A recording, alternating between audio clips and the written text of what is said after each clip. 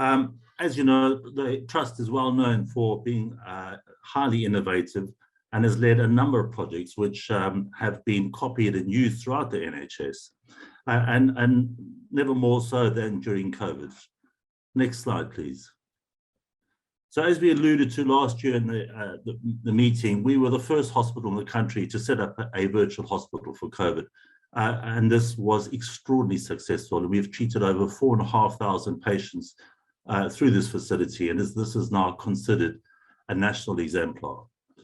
Innovative techniques allowed us to monitor patients' vital signs at home with consultant oversight on a daily basis and keep these patients well enough that they could be managed at home without having to be admitted. It was therefore a natural progression that we would then use our experience in this to start managing other conditions. And we've now launched our virtual hospital for heart failure and for COPD. Our results have been externally verified by NHSX.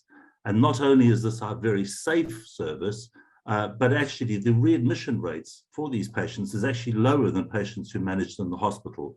And we are now looking at how we can roll out this innovation to other medical conditions. What has been key to this is that this has been a system-wide approach with involvement of both primary care and community care,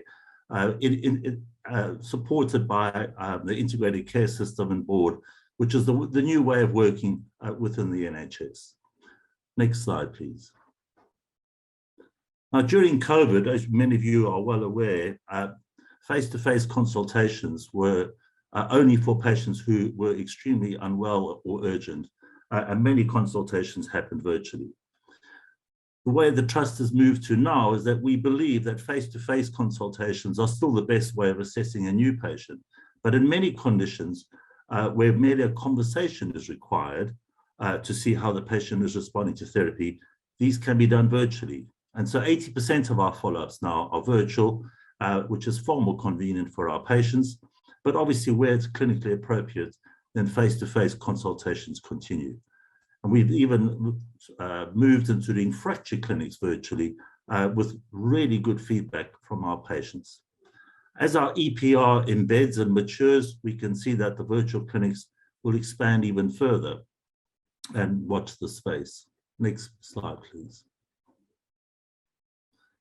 Before the pandemic, we had a project in place called SMART, Senior Medics Assessment, Review and Treatment of the Take. So this involved having consultant cardiologists, respiratory consultants, care the elderly consultants, actually embedded in the emergency department, seeing patients within their speciality, and thus providing expert opinions at the front door and often avoiding admission or certainly reducing the length of stay.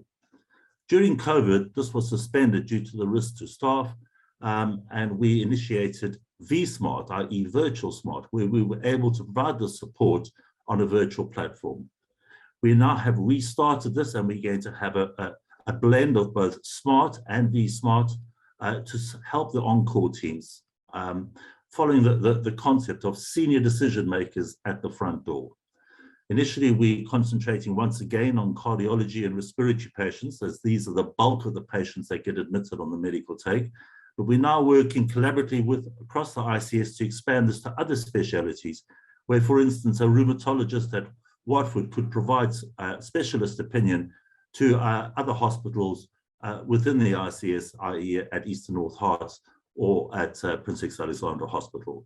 And we think this way, once again, we can avoid unnecessary admissions and reduce length of stay in patients requiring hospital treatment. Next slide, please.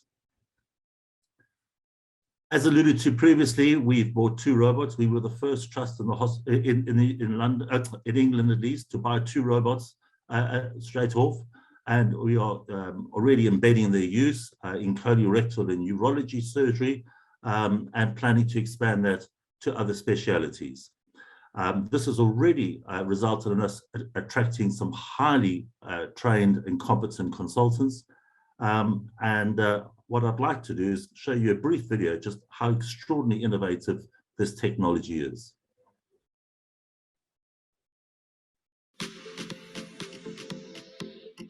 Robotic surgery, also called robotic assisted surgery, allows surgeons to perform many operations with better precision, flexibility and control than conventional techniques. robotic surgical systems use a camera arm and mechanical arms which hold surgical instruments. The surgeon controls these instruments by sitting at a computer console that has high-definition, three-dimensional image of the surgical site.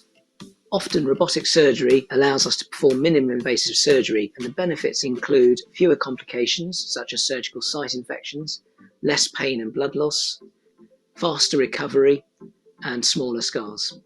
As well as providing the very best care for our patients, the teams are super excited to be working on robotic surgical cases, and it's also attracting new talent to the Trust.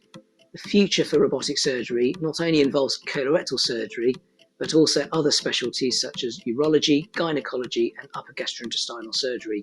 We hope to roll out the robotic surgical program in the very near future to these other specialties so that robotic surgery becomes part of everyday life at West Herts.